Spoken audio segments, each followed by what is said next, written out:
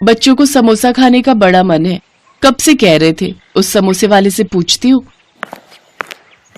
एक समोसा कितने का दिया भाई साहब? एक समोसा सिर्फ 30 रुपए का है। अरे इतना महंगा समोसा भला कौन बेचता है भाई साहब? अरे बहन, आपको कुछ अंदाजा भी है कितनी महंगाई हो रही है? ऊपर से मैदा, तेल, इन सब का खर्चा अलग है।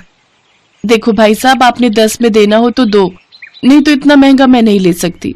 तो जहाँ 10 में मिले वहां से ले लो। अब टाइम खोटी मत करो और जाओ यहाँ से।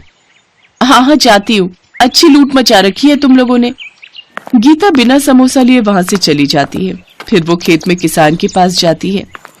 लो मोहन भाई, अब कुछ अच्छी अच्छी सब्जियां डाल दो। अभी तोड़ कर लाया गीता बहन, तुम यहीं रुको। मोहन खेत में से कुछ सब्जियां तोड़कर लाता है, लेकिन उनमें सबसे ज्यादा बैंगन की सब्जी होती है। गीता वो सभी सब्जियां ठेले पर रखकर बाजार में बेचने निकल पड़ती है। उसकी बाकी सब्जियां तो बिक जाती हैं, लेकिन कुछ बैंगन अभी भी बचे हुए थे। सुबह से शाम हो गई, लेकिन ये बैंगन है कि खत्म होने का नाम ही नहीं ले रहे। कुछ देर बाद वो बैंगन लेकर गीता के घर आ जाती है, जहां मोनू अपनी बहन से जिद कर रहा था। नहीं नहीं, मुझे समोसा ही खाना है, मुझे समोसा खाना है। क्या हुआ मोनू बेटा, क्यों जिद कर रहे हो? माँ, आज विमला काकी के घर उनकी बहन और बच्चे आए हुए थे, तो काकी ने उन सबको समोसा खाने को दिया। दरवाजा खुला देख मोनू अंदर चला गया और काकी से समोसा मांगने लगा, तो काकी ने उसे वहां से भगा दिया। माँ, मुझे भी समोसा खाना है।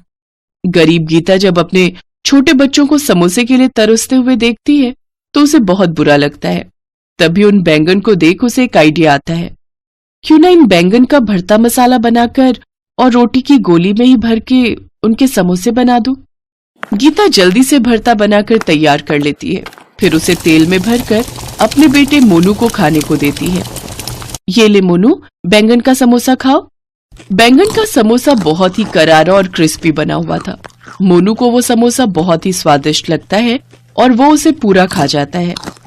अरे ये क्या माँ, आपने सिर्फ मोनू के लिए समोसा बनाया, मैं आपकी बेटी नहीं हूँ क्या? ये ले मेरी बच्ची, तू भी खा। माँ सच में समोसा बहुत ही स्वादिष्ट बना है। आज अगर आपकी खुद की दुकान होती तो ये बैंगन समोसा तो उसमें धूम मचा देता। ये सुनकर गीता सोच में पड़ जाती है। अगले दिन गीता फिर से किसान से सब्जी खरीदने खेत पर पहुंच जाती है, लेकिन हर बार की तरह इस बार भी वो उसे ढेर सारे बैंगन पकड़ा देता है। फिर बाजार में कोई भी उससे बैंगन नहीं खरीदता। हे राम, आज तो कोई भी ये बैंगन नहीं खरीद रहा।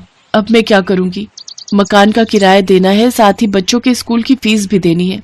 बैंगन तो बिक नहीं रहे, तो क्यों ना मैं इन बैंगन के समोसे ही बनाकर बेचूं। गीता घर आ जाती है और बैंगन के समोसे बनाकर तैयार कर लेती है।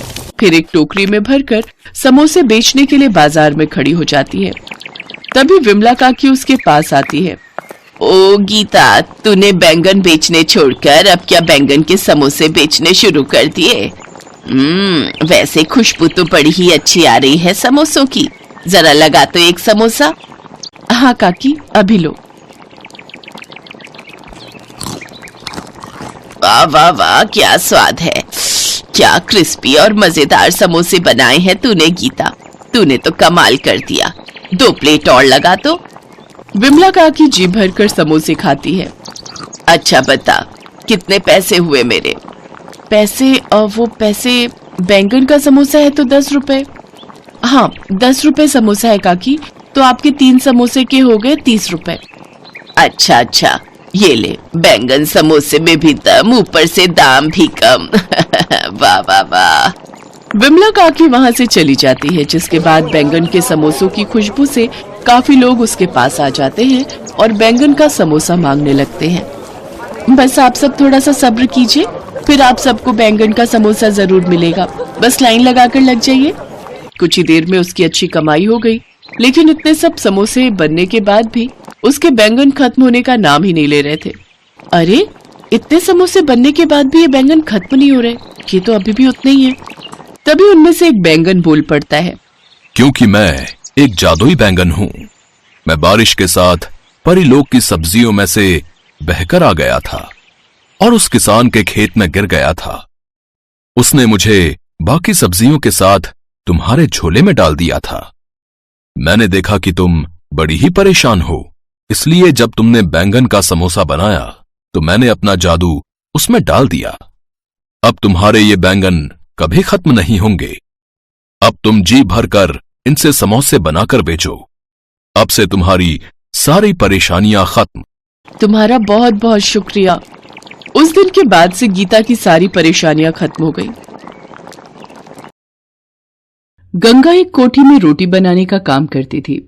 उस कोठी में उसके साथ सुमन नाम की एक और औरत काम करने आई थी।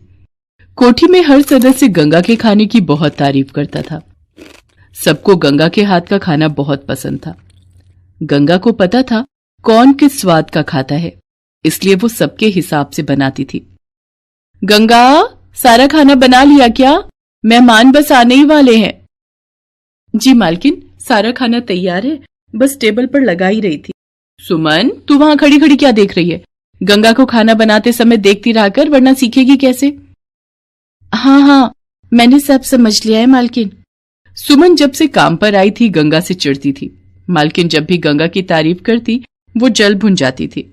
जब देखो गंगा गंगा रट लगाए रखती हैं। अरे उससे लाख गुना बढ़िया खाना बना सकती हूँ। गंगा गरीब थी। घर के गुजारे के लिए वो काम करती थी, पर उसका पति मोहन शराबी था। वो शराब पीकर उसके साथ रोजाना मारपीट करता था। ये पैसे मुन्नी के स्कूल के जूतों के लिए रखे हैं। उसके जूते बिल्कुल फट गए हैं। ये पैसे मत ले जाओ, मैंने जोड़ कर रखे थे। वो स्कूल जाते हुए मुझे पूछ कर गई थी, मैंने उसे वादा किया था। मोहन पैसे छीन कर ले गया। गंगा रोती हुई काम पर जाती है। गंगा का मन आज ठीक नहीं था। वो खाना तो बना रही थी, पर उसका खाना बनाने में मन नहीं लग रहा था। वो उदास थी। उसने सुमन से कहा, सुमन, खीर में चीनी मिला दो, मैं आटा गूंथ रही हूँ। हाँ, मिला देती हूँ। यही मौका है, नमक मिला देती हूँ, नाम इस गंगा पर ही आएगा। सुमन खीर में नमक मिला देती है। जब सब लोग खीर खाने लगते हैं, सबका मुंह नमक से भर जाता है। मालकिन सारा गुस्सा गंगा पर निकालती है। ये क्या है गंगा, मेहमानों के सामने तुमने मेरी बेइज्जती करवा दी। हमारे बारे में सब क्या सोचेंगे कि एक रोटी वाली भी ढंग की नहीं रख सकते हैं। वैसे मैं देख रही हूँ गंगा, तुम में अब वो बात नहीं रही जो पहले हुआ करती थी।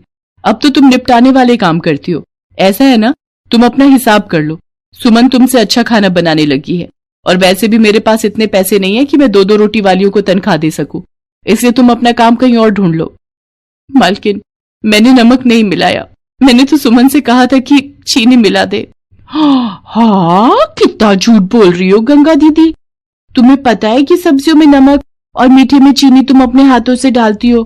मालकिन ने तो मुझे साफ मना किया हुआ है कि जब तक मैं पूरी तरह से सीख ना जाऊं तब तक सब्जियों में नमक और मीठे में चीनी ना डालूं।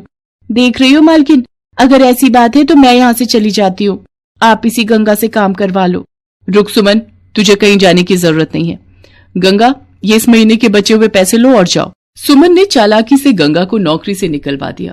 गंगा रोती हुई घर पहुंचती है। वो देखती है कि मोहन बेहोश जमीन पर गिरा हुआ है और मुन्नी बापू बापू कहकर रो रही है। माँ देखो ना, बापू अचानक गिर गए और कुछ बोल भी नहीं रहे। हे भगवान, ये क्या हो गया? रुक, मैं पड़ोस में रहने वाले डॉक्टर को बुला लाती हूँ। गंगा पड़ोस के क्लिनिक पर बैठे हुए डॉक्टर को लेकर आती है। उस डॉक्टर की सलाह पर मोहन को एम्बुलेंस में हॉस्पिटल ले जाते हैं। मोहन को शराब पीने से लीवर में इन्फेक्शन हो गया था। गंगा के पास जो भी पैसे थे वो सारे अपने पति के इलाज में लगा दिए। मोहन भी बहुत शर्मिंदा था। उसे जब पता चला कि गंगा की नौकरी छूट गई है तो वो बहुत दुखी हुआ। छुट्टी मिलने के बाद मोहन को घर पर आराम करना था, पर गंगा को घर के खर्चों के लिए पैसों की जरूरत थी। लेकिन उसे कुछ समझ नहीं आ रहा था कि क्या करे। कहीं भी रोटी बनाने का काम नहीं मिल रहा था। इतनी जगह बात कर ली पर कहीं भी रोटी बनाने का काम नहीं मिल रहा। कैसे गुजारा चलेगा, कुछ समझ नहीं आ रहा। माँ, मुझे भूख लगी है, मुझे मैगी खानी है। अरे, आज तुझे मैगी कहाँ से याद आ गई? मेरी सहेली पिंकी ने भी मैगी खाई है, मुझे भी मैगी खानी है। अच्छा ठीक है, ये ले पैसे और खरीद ला, मैं बना दूंगी। मुन्नी मैगी का पैकेट खरीद लाती है। गंगा मुन्नी के लिए मैगी बना रही थी। माँ, आपको पता है इसमें सब्जियां, पनीर और पता नहीं क्या क्या डालकर पिंकी मैगी बनवाती है। ठीक है, मैं तुझे सब्जियां डालकर फिर किसी दिन बना दूंगी। माँ, ये देखो मैगी के पैकेट पर क्या लिखा है? मैगी से कोई नई खाने की चीज बनाओ और 10,000 रुपए का इनाम पाओ। माँ, तुम भी इस प्रतियोगिता में भाग लो। क्या? दिखा तो जरा। गंगा को बढ़िया बढ़िया खाना बनाना आता था। वो इस प्रतियोगिता को जीतना चाहती थी। गंगा मैगी के पकौड़े बनाती है। मुन्नी को पकौड़े बहुत स्वादिष्ट लगते हैं। सुनो जी, अभी आपको तला हुआ डॉक्टर ने मना किया है। आप एक टुकड़ा ही खा सकते हो। आपकी तबीयत ठीक हो जाएगी तो आप भी ये पकौड़े खा लेना। माँ देखना, आप ये प्रतियोगिता जरूर जीतोगे।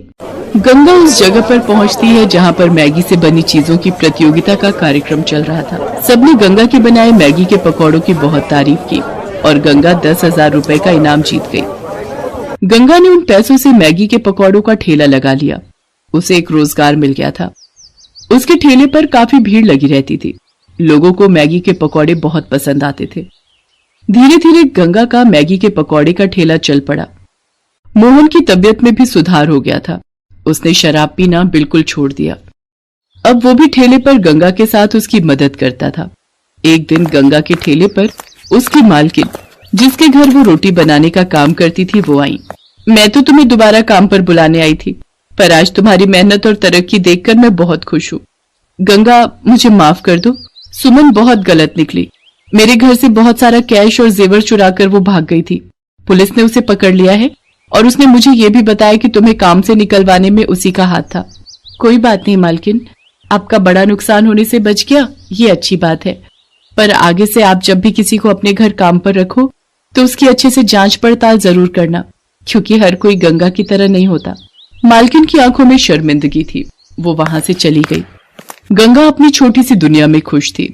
उसने अपने पति मोहन के साथ मिलकर मैगी के पकौड़े बेचकर जब अच्छी कमाई कर ली तो एक दुकान किराए पर ले ली, जहां पर वो मैगी के पकौड़े के साथ साथ और भी कई तरह के पकौड़े और चाय बेचने लगी।